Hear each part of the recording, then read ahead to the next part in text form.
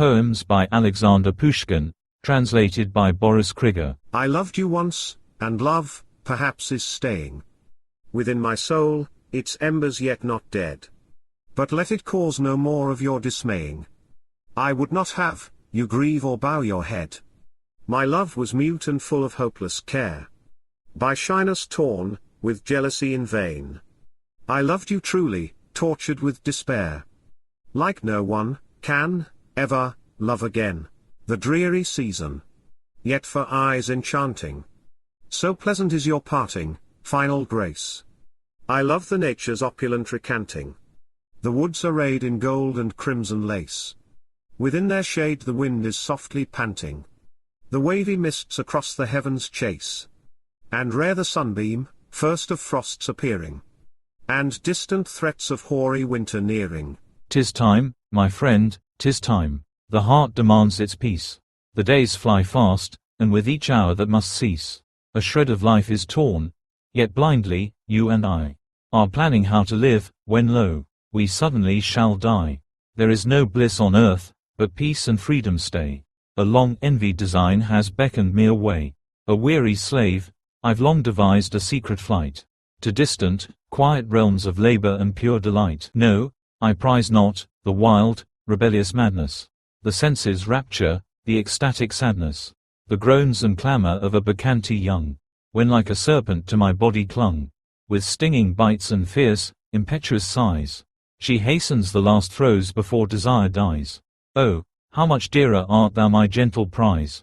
What agonizing bliss within thee lies, when, yielding to my long and pleading prayer, thou gives it thyself to me, so tender, fair, yet shamefaced cold, to all my passion's fire.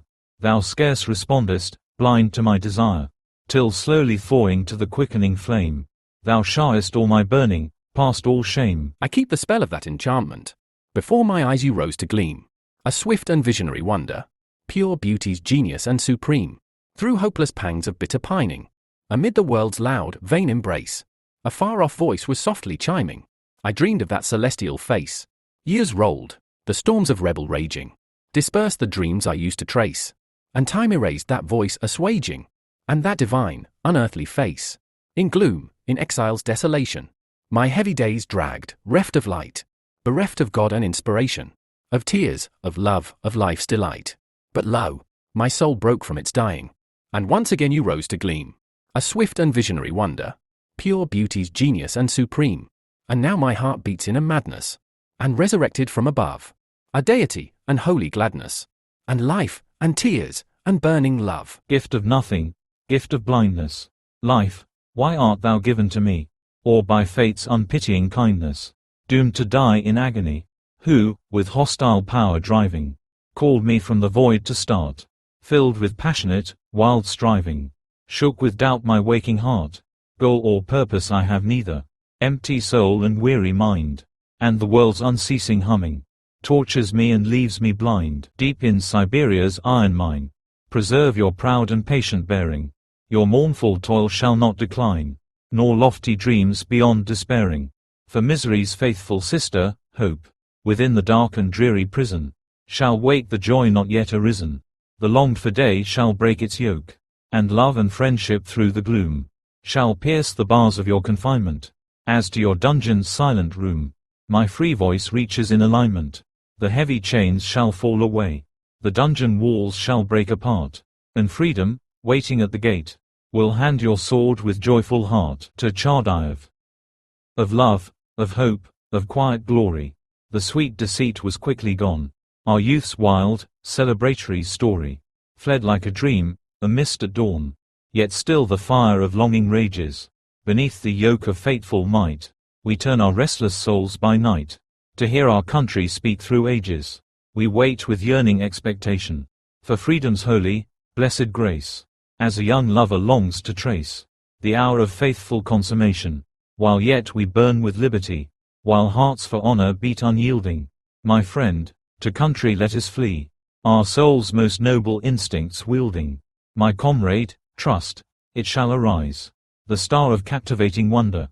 Russia will wake and rub her eyes, and on the autocrat's torn plunder, Our names shall strike the gazing skies. By holy thirst oppressed, across a gloomy waste I crawled, and lo, a six-winged angel blessed, before me at the crossroads called, with fingers light as sleep or grace. He touched my eyes in that dark place, and opened wide my visioned eyes, like a startled eagle's as it flies. He touched my ears, and through the bone there rushed a clamor and a tone. I heard the trembling of the sky, the flight of angels far on high, the crawl of monsters in the deep, the valley's vine roots wake from sleep. And to my lips the angel clung, and tore away my sinful tongue, so prone to cunning and to lies. And then the serpent's sting of wise, into my frozen lips he pressed, with bloody hand across my chest. He clove my breast with flashing blade, and plucked my trembling heart away, and in my gaping chest he laid a burning coal of fiery ray. Like a corpse upon the waste I lay, and God's voice called to me that day, Arise, O prophet, see and hear, be filled with my commanding choice, and, treading ocean, land, and sphere, go spark the hearts with poet's voice. I raised my monument not made by hand, the path to it shall never disappear, its towering proud head will ever stand, above the Alexandrian pillar's spear.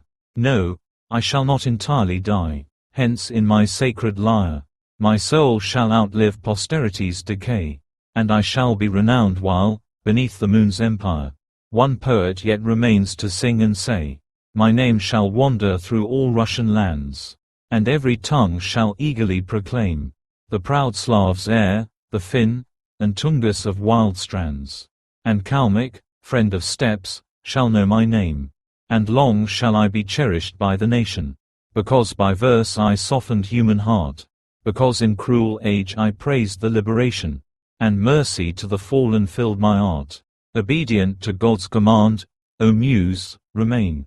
Fear not offense, nor seek a victor's crown. Receive alike both praise and slander's stain, and never stoop to argue with a clown.